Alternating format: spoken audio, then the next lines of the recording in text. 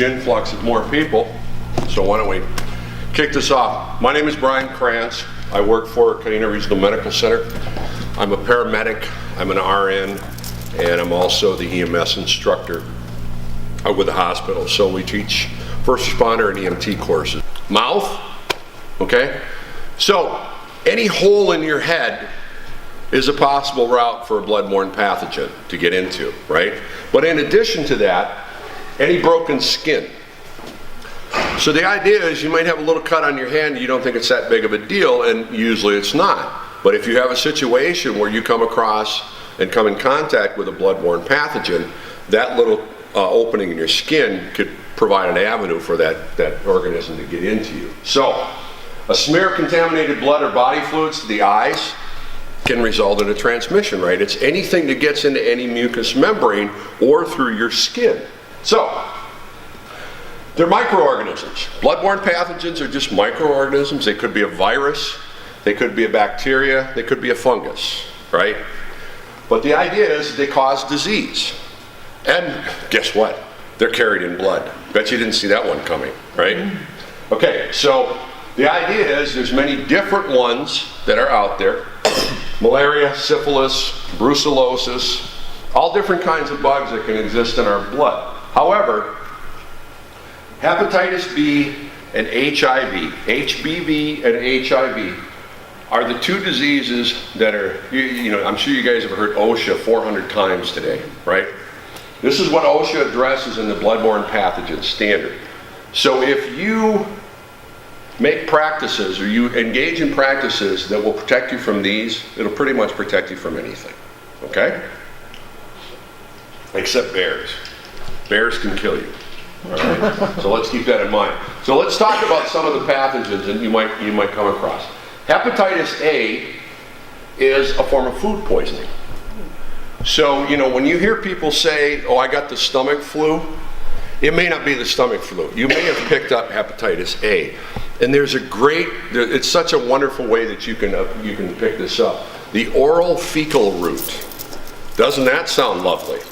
But that's usually what it is. You find these in restaurants, right? Because somebody in the restaurant has used the bathroom and they didn't wash their hands properly. Okay? That's how it can get transmitted. What a lovely way to get it, right? You're like, oh, that's good. I was a paramedic. My wife and I moved back up here in 2013. We've been out of Minnesota for 35 years. I was a paramedic for 7 years down in the Orlando area. Busy, right? We ran about 12 to 15,000 calls a year. And when I first started, we were 24 hours in the truck. So subsequently, we were hitting a lot of different restaurants, fast food restaurants. In the 7 years that I was a paramedic down there, I got food poisoning 5 times, which sucks. But then again, we're paramedics, so we can just treat ourselves, right? It's like, I don't feel so good. All right, let's get in the back, let's get an IV going, we'll start some fluids, take some stuff so you don't vomit, you know, that type of thing. But, so usually when you hear about these types of things, people getting sick, there are certainly other bugs too, like salmonella, we've heard about that. But a lot of times, you know, it's because people aren't washing their hands properly after they go to the bathroom. You get a flu-like illness for about 2 or 3 days, of course, nausea, vomiting, diarrhea, all that. And the problem with that is if it's happening so much, you can very quickly get dehydrated, right? So one of the things I tell people is if you get one of these, like food poisoning, as much as it sounds like a bad idea, you need to keep the fluids going back in. Even if you're drinking them and then throwing them up, eventually you'll start to keep them down, okay? You gotta get fluids back into your system because you're gonna dehydrate pretty quickly. And what I like to say is do half Gatorade and half water because you need some electrolytes as well. And that same mix works really well in the summer too when you guys are out. I was offered this job in August and I was working on a big landscaping project at my house and I'm like, I gotta get this finished. So I just went at it, and I thought, I'm gonna do a little testing here. So for one day, all I did was I just drank water, and I put like literally close to 3 gallons of water down over the course of the day. That night, I got the cramps, the stomach cramps, and the leg cramps, because I wasn't replacing the electrolytes, okay? So that's why you wanna mix the Gatorade with it. Hepatitis B A is pretty benign. You know, usually you get A, you'll have it for a few days. You're not going to, you know, I hesitate to say you'll feel crappy, but you'll have it for a few days. You're not going to feel very good, but usually you get over it. Hepatitis B is a different creature. First off, hepatitis is an inflammation of the liver, and a lot of times that's where this thing is going to cause the most problems. This is an extremely tough organism, and it says can remain viable for up to 7 days in a drop of dried blood. Because what the organism does is it encapsulates itself, and so it literally can, within 7 days, if you somehow get that into your system, that organism can reactivate, okay, and start reproducing again. So, severe liver damage, cirrhosis, liver cancer, and possibly death, okay? It's a nasty, nasty disease. So hepatitis B symptoms, we got ladies, late ones. Come on in. Have a seat. Sign in. That's okay, go ahead and sit first. Turn around, pat your heads, stand on one foot, bark like a dog. You won't be coming late to the next one, I'll tell you that. All right. So, hepatitis A again is more foodborne, and it's more like food poisoning. Hepatitis B, very robust organism. You may not have symptoms initially, okay? Or you may develop some mild flu-like symptoms. That's your first indication that you may have it, okay?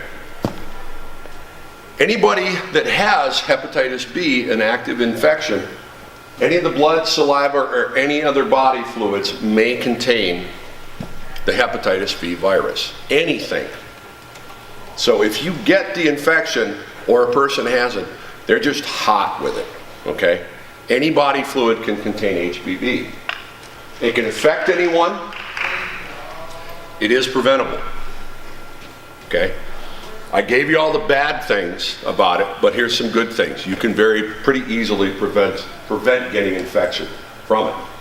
There is no cure at this point, but that is why prevention is so important. And the single most important thing you can do to protect yourself against HPV is to get a vaccination. There is no cure, but you can get a vaccination. And what it is it's 3 shots. You get one at 1 week, 2 weeks, and I think it's 6 months. Anybody here had the hepatitis B shots? Okay, so you guys know, right? That's it, you're good for life, okay? And it's pretty cheap insurance, especially if you're involved in these kinds of activities where you have a little bit higher risk of exposure, right? Potential exposure, I should say. Hepatitis C, similar to B in that it's a liver problem, right? And it is capable of killing people. The big problem with C was, and there's hepatitis D, there's E, there's F, there's all kinds of hepatitis. Most of them are variants of C, so we stop at C. Because otherwise, you guys are setting up bunk beds and I'm talking for 12 hours. So we don't want that. But the thing is, with hepatitis C, you know, it really started to get out into the population through blood transfusions. Because we didn't have a way to screen, well, I say we, I'm not part of that problem. Okay, let's just be right up front.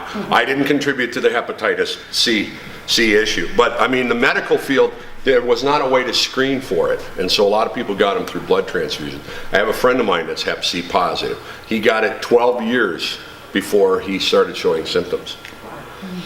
And then he discovered he had it. Now he's taking, you know, they're coming out with, you may see, they talk about retroviral drugs that they have out now. Because antibiotics don't work on viruses, so the new drugs, he's been taking the drugs now, he's had no symptoms. So that's good, you know, they're coming out with us. But it's similar, but a lot of people don't know they have it. And of course, no current vaccine for hepatitis C, it's still under development, all right? Those are the hepatitis bugs. Let's talk about HIV, because that's the other one as part of the bloodborne standard.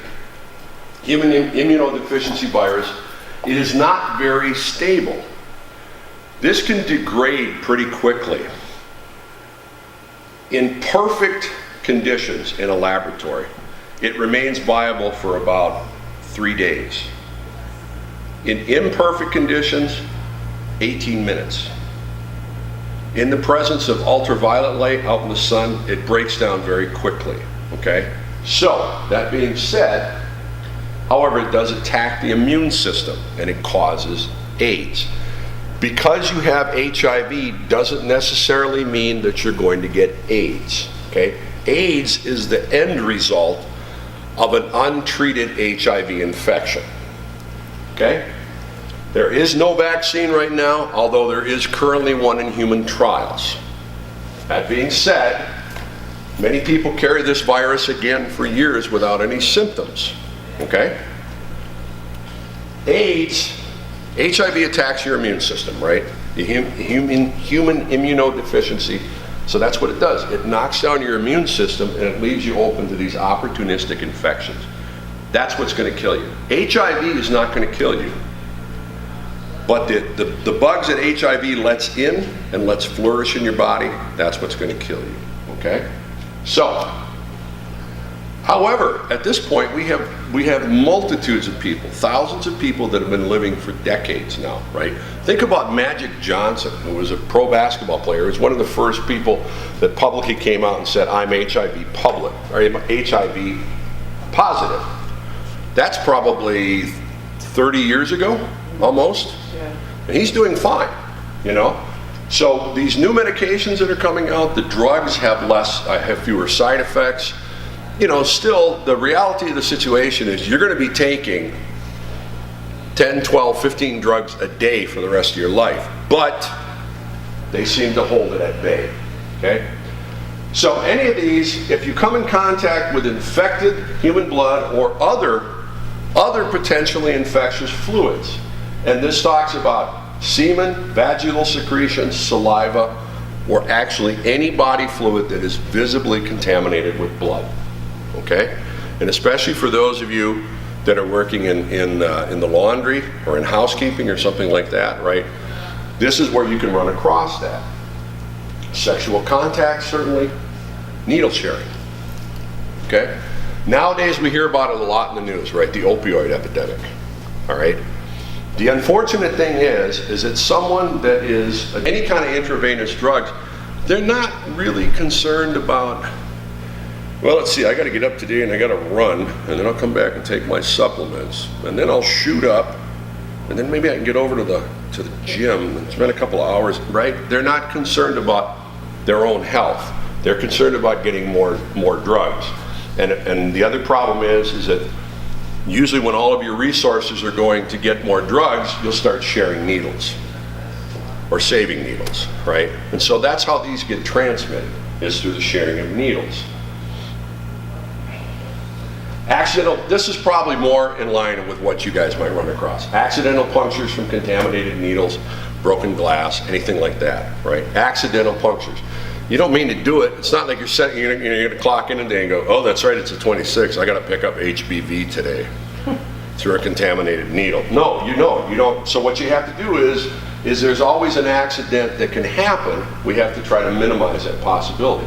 And then, of course, any contact between broken or damaged skin or mucous membranes and blood or body fluids. Okay? Those are your two paths. So unbroken skin, or let's just say something that will break the skin. Either a needle, a sharp, and when I say a sharp, it's anything that can break your skin. Does that make sense? Could be a broken ashtray, could be the edge of a pop can. I mean, it could be anything, right? So, unbroken skin is going to be your best barrier against these pathogens. Unbroken skin. That's why it's so important when you guys are getting ready to come to work. If you got a cut or something, put a Band-Aid on it. Because if nothing else, the Band-Aid's going to keep all the normal funk out of it, right? And then you have a layer there. You reestablish a barrier over that break in your skin. Standard precautions mean that you treat all body substances as potentially infected. Anything you come across. There's many people out there that don't even know they have a bloodborne disease, right? So they're just going through what they normally do in life. It's not like they walk around with little signs taped to their back that say bloodborne pathogen on board, right? That type of thing. So, how are we going to do this? We're going to do this through what's called engineering controls. And basically, it's protocols that you guys are going to use in the task of doing your jobs to minimize your exposure. It's equipment that your employer may provide, sharps containers, gloves, bags, this type of thing, right? And we will be getting into an ongoing conversation with management and see if we can, get some of these things. If they're deficient in some areas, we'll fill in the holes. So gloves, sharps containers, sinks, alcohol-based cleaners. Okay, if you can't wash your hands, then think about the alcohol-based cleaners, right? They only work though if you use them and you use them correctly, right? Does that make sense? Thinking about it is not going to make it happen. So if you find sharps, the sharps get disposed of in a special sharps container. All right? If you run across body fluids on a surface that needs to be cleaned, you need to glove up. Okay? And it wouldn't hurt if you especially if it's blood. I mean, if it's body fluids and you don't see blood on it, that's one thing. If it's blood, double glove. Doesn't hurt, right? You guys may have access to commercially prepared disinfectants, and I've got this is actually wrong, it's 5 parts water to 1 part bleach. Figure a quart of bleach into a gallon of water. That's a close enough approximation, okay? That's a fairly strong solution, but stop and think. It's contact time.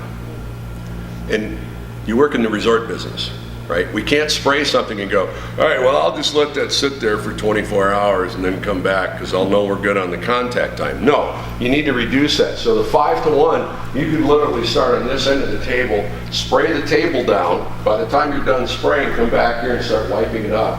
And it's at 30 seconds to 1 minute where that solution is usually effective to disinfect, okay? Or like I said, if you have some other type of commercial disinfectant that you're already using. Spill kits. Spill kits are available if we have a large issue that needs to be cleaned up. And you can see the kits have, they've got the gloves, there's usually absorbent material that you can lay down over the spill that's going to soak up the majority of it. If there's sharps, you can see there's like a little dustpan and a paddle to scrape the stuff into there. There's a biohazard bag to dispose of, and then these are usually wipes. That's probably wipes for your hand, and then these are wipes to decontaminate the surface once you've got the majority of the material off of it, okay? Protect yourself, protect your family, protect the public. That's what you should do, right? In that order. Does that make sense? You are the single most important person to worry about protecting, and then all of these fall underneath that. So now what we're going to do is you guys have been sitting for a few minutes, we're going to get you up and get you moving. So we're going to do a little glove exercise about putting on and taking off gloves. What I'm going to do is I'm going to show you how to take off a pair of gloves, okay? Actually, you know what, we got a bunch of larges here, so I'll just do those. I know. Here's the deal about putting on gloves. Don't put on gloves like you're getting ready to do microsurgery out in the field. They don't have to be a second skin, okay? And you'll see the reason for that shortly. These are a little snug for me, but because we have more of them, I'll put these on. And the other trick too to putting gloves on, keep your fingers moving as you pull, right? Because it looks nothing worse when you got like the gloves are flopped over and you're like doing this. Okay, so now I have the gloves on. I still look dorky, but you know, I managed to get through most of it. What you want to do is take the gloves off. You're going to take one hand to the other and you grab the gloves down here. The concept is dirty inside is clean. So dirty to dirty, clean to clean. Okay? So the reason we don't grab the gloves like this is now we have dirty to clean. You grab the glove to glove like this and you pull the glove off and ball it up in your hands. Okay? Now if you got a bunch of stuff on it, don't be squeezing it too vigorously because we don't want, you know, stuff going everywhere. Okay? Then the next thing you want to do is get your fingers inside. Again, we're clean to clean. And you just pull this glove off. Now, if you're having trouble getting it off your fingers, right, and you don't do that, what you can do is this glove is inside out. So clean to clean. and then you drop it into a wastebasket, and what do you think you do immediately afterwards? Wash your hands. Wash your hands. Either in a sink, or of course, if you don't have access to running water, then use the alcohol-based, okay? So what I'm gonna do is I'm gonna have you guys come up and put on gloves, and I'm gonna watch you take them off. I need one volunteer right now, though. Come on up here. Because we're gonna do things a little different. What we're gonna do is, actually, if you wanna stay in front, grab a pair. We're gonna introduce a little variant into this. We're going to use what's called a blood analog, okay? So what I'm going to do is go ahead and choose a pair of gloves, whatever you think fit. And I'm going to contaminate the gloves with this. That changes the equation, because now the gloves are going to be slippery, okay? And she's going to take the gloves off, and we'll watch, and all of you are going to go through this. And then when she gets done taking the gloves off, I'm going to lick her hands and see if I can taste it. You don't want to do that? No. Okay, all right. All right, maybe we'll back off on that, okay? But what I'm going to do is I'm going to contaminate, and then all of you guys are going to do it. And what you can do, now that you're done, is you get to contaminate everybody else. That's what I was hoping I got. See, there was a reason for that. So let's watch through the process. Put up probably a nickel-sized, about like that. Go ahead and smear it around on the gloves. Come on over here. Okay. So Yep. you grab it like this. Grab it on the outside, pull it inside out. You can work your hands a little bit too if it's easier. Now ball it up. There you go. Get that hand away. Slide your fingers inside. Now here's that's fine. That's fine. But what I see a lot of people do too, and I want to make sure I just show them. When you start it here, don't do this. Don't pinch it with your thumb. You got to keep your fingers underneath this. Okay? And then just pull it off. And if you need to grab it again to get it clear, that's fine, because you're clean to clean. And then just drop it in and wash your hands. Okay? Let's line up. Start a line here. Aaron, you can stand right here. Contaminate people. Contaminate people. So choose the, and like I say, whatever glove size you use, maybe consider going up one size.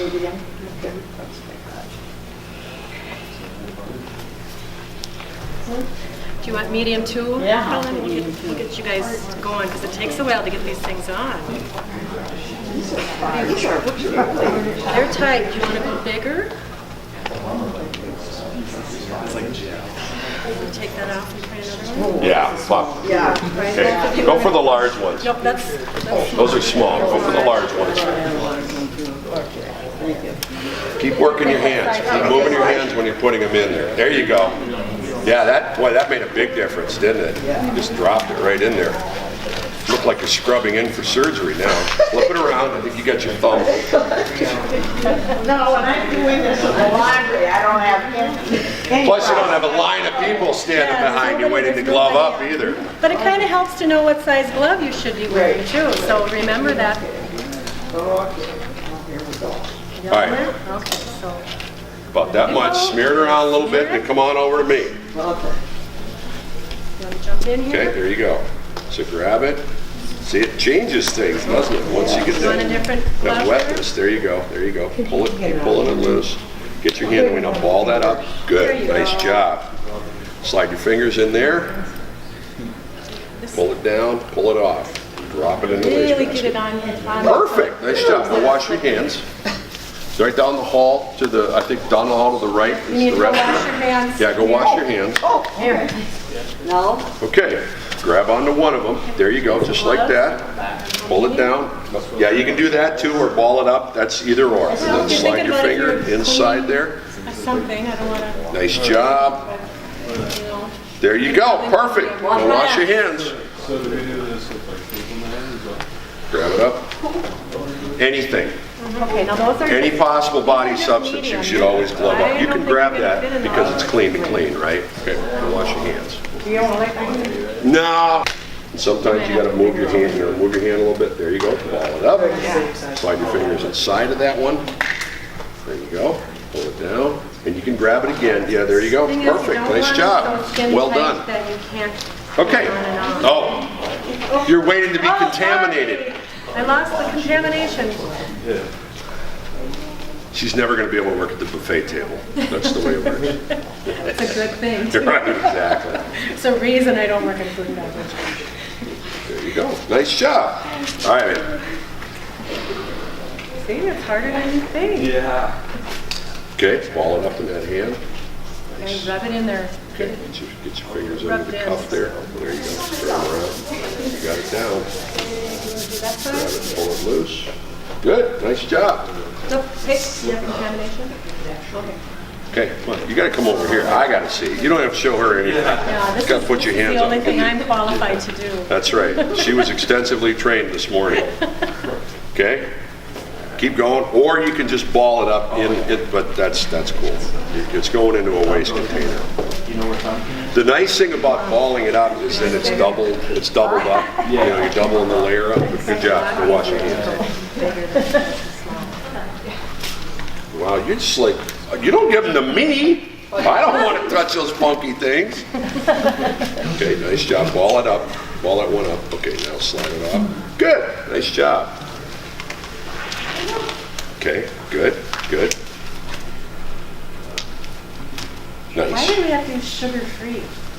Because we first started doing this in Florida, Oh, and down there you gotta use sugar-free because cockroaches, ants, whatever, you know, they'll just get in everything and ball that up. Nice, nice job. 2 fingers inside, pull it down and out. so have you ever done Perfect. that before? Good job. With the gloves? No. So that's good training after you've worked here all these years. Right. Go, good job. Ball it up, just kind of grab it so it's not flopping around. There you go, nice. Okay. No.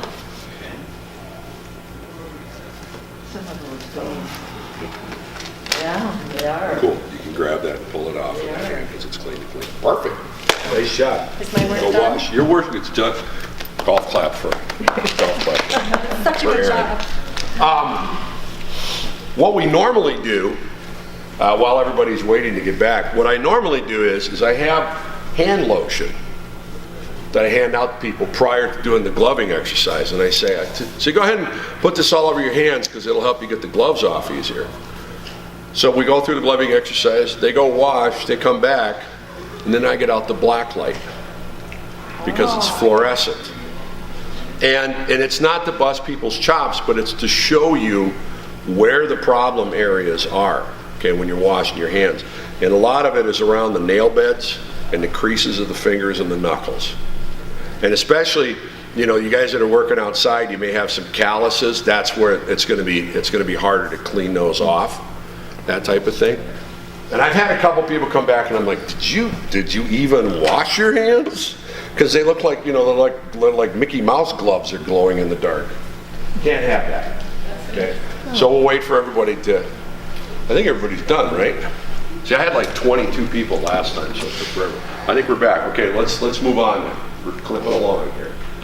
So proper hand washing obviously is the most important way that you prevent contracting these diseases, right? Sharps is certainly one thing. You don't want a puncture in your body, but if you get it on your skin and your skin is unbroken, you still have a barrier there. But now what we have to do is get it off your skin, right? Because if you don't wash it off your skin adequately, and then later on in the day you're like, God, my eye itches. Well, guess what? Now you got it, right? Or now you can get it. So, let's talk about hand washing. And I want to talk about a little bit of misinformation. You know, you know how we've gone through this period where everything's antimicrobial soap. Everything's got to be antimicrobial, okay? That's nonsense.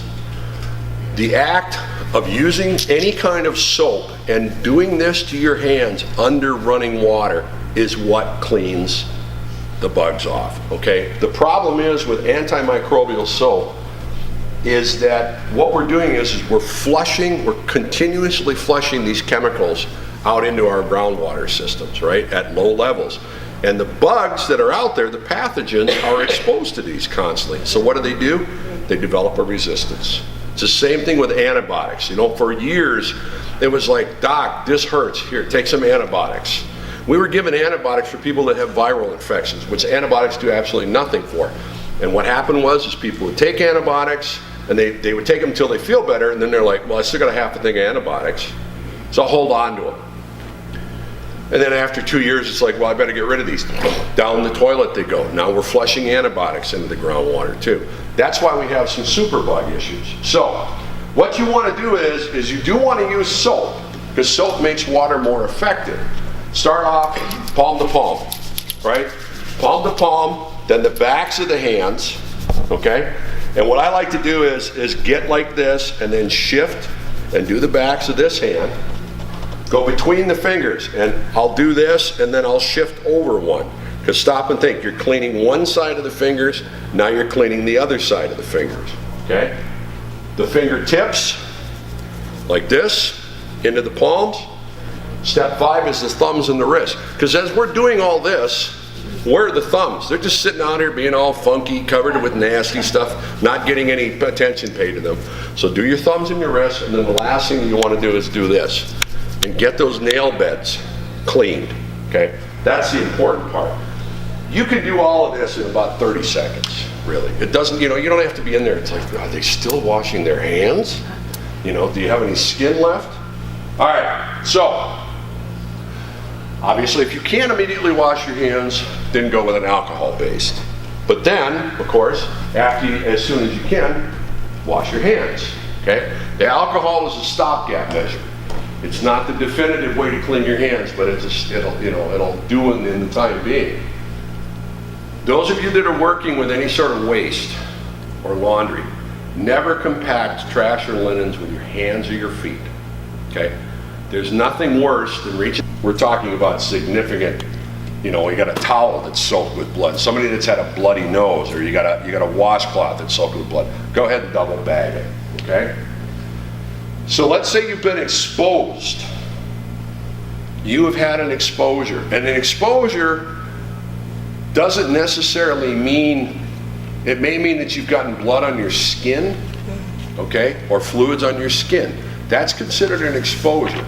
An exposure is not necessarily that it's in your body, it's just that you have an unprotected exposure to it. So what do? Well, the first thing you do is wash. I talked about taking about 30 seconds to wash just a couple moments ago.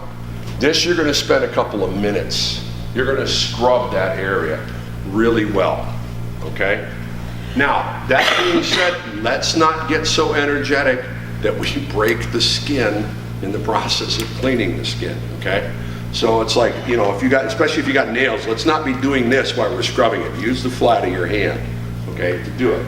You wash the area, but then you need to report the incident, okay? Because there's a process in place, okay, that if you think if you had an exposure, different companies have different processes that they use. For example, me as a paramedic, if I'm exposed, usually what we do as healthcare workers is we go in, immediately they do a blood draw. And they're going to start running some tests to see if anything shows up, okay? Again, having been vaccinated for Hep B, there's less of a concern about that. Now, there are new drugs that can prevent HIV even though you've had a significant exposure. But the thing is, you need to get those drugs in the first 24 hours. So that's why it's so important to report an exposure, okay? Don't feel like at this point it's like, oh, I'm an idiot because I did this. That doesn't play into this anymore. You have an exposure. This could potentially affect the rest of your life. So act on it, report it, get an incident report started or whatever you need to do, whatever the mechanisms are, and follow that process out, okay? So, your risk can be reduced tremendously if you follow the precautions that we've talked about today, all of the time, okay? That's rule number 1. Rule number 2 is hand washing is the easiest and most effective way to protect yourself against bloodborne pathogens, okay? And finally, use your brain, okay? Questions from anybody? Really, I just filled you up with that much knowledge. You're so satisfied. Well, thank you very much for your attention. Those are the 2 of you that came in late. I'll just run through the first part real quick with you guys. Thank you guys. Have a great afternoon. Thank you.